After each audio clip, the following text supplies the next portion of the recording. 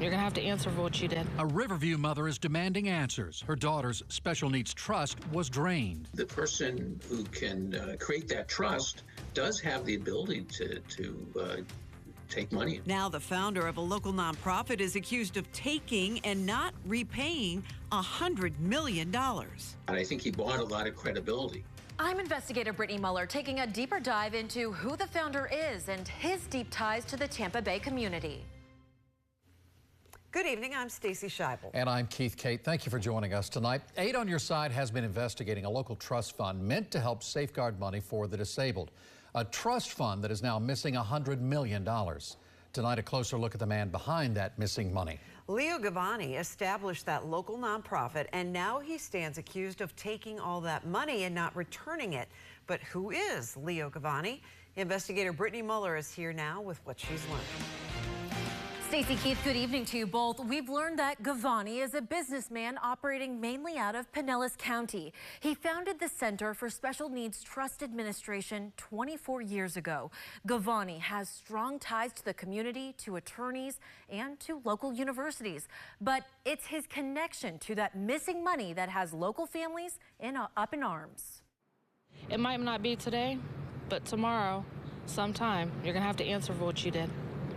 And I hope it's soon. Nikayla Gonzalez of Riverview is speaking directly to those who played a role in depleting her daughter's trust at the Center for Special Needs Trust Administration. And I hope they take the person and people that have done this or started this process accountable 100%. 9 years ago, when Amora was 5, she was in a car crash that left her severely injured. Stomach issues and walking issues. She had to start all over again.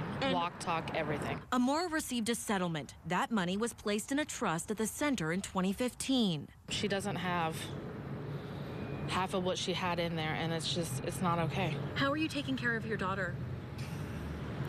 Credit cards. The center filed for bankruptcy in February. According to the filing, the center's leadership learned its founders, Leo Govoni and his business partner, John Staunton, loaned $100 million to Govoni's company, Boston Finance Group, over an 11-year span.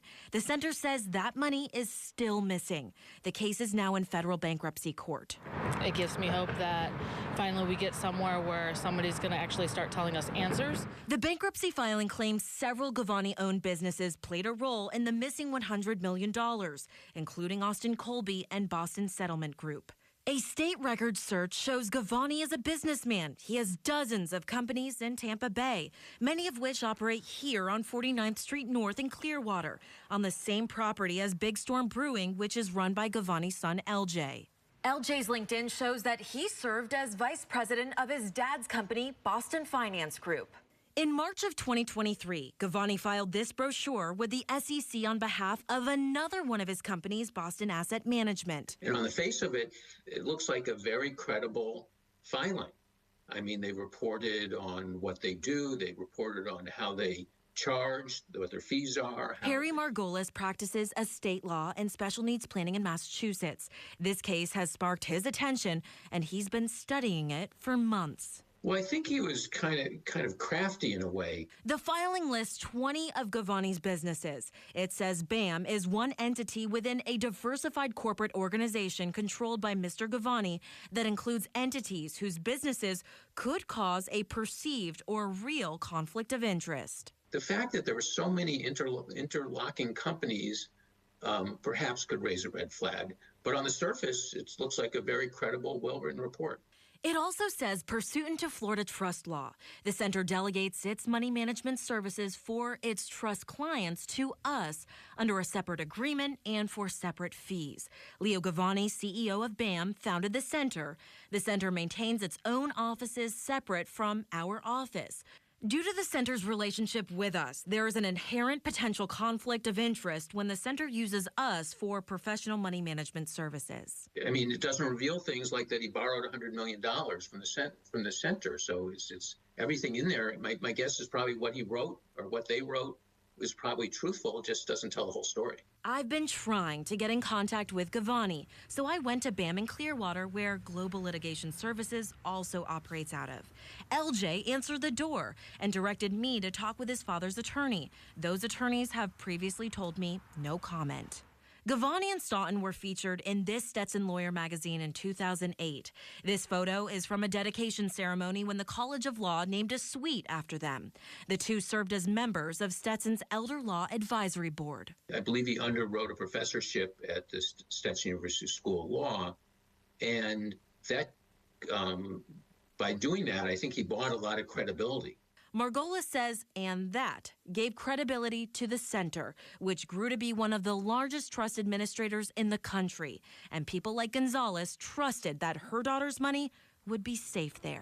Whoever and however anybody can help us, please do, because this is not only affecting, adults, but it's affecting children. It's affecting people that rely on others to help them, and we need help. And remember, we previously told you that this allegedly didn't start unraveling until Govoni's daughter, Caitlin Janicki, left an unsigned letter at the center following her resignation in April of 2022. Janicki had been serving as the center's vice president. We have also learned that Govoni's wife, Jane, teaches at USF's College of Education. We have not been able to reach this family, and again, Govoni's attorneys have previously told us no comment. But you did get a hold of Senator Rick Scott. You showed him your investigation, told him all about it. He said he was going to go to the Social Security Administration, get some answers. What's the latest on that? Right. So when we went to Senator Rick Scott, he's obviously demanding some answers. And he's not the only one. We know of two other senators who are involved. Both are pushing for oversight and accountability. We are talking to one of those senators on Monday, and I'll have that story for you here on News Channel 8. All right, Brittany, keep going. Thank you. If you have something you'd like Brittany to investigate, call our 8 on Your Side helpline at 1-800-338-0808.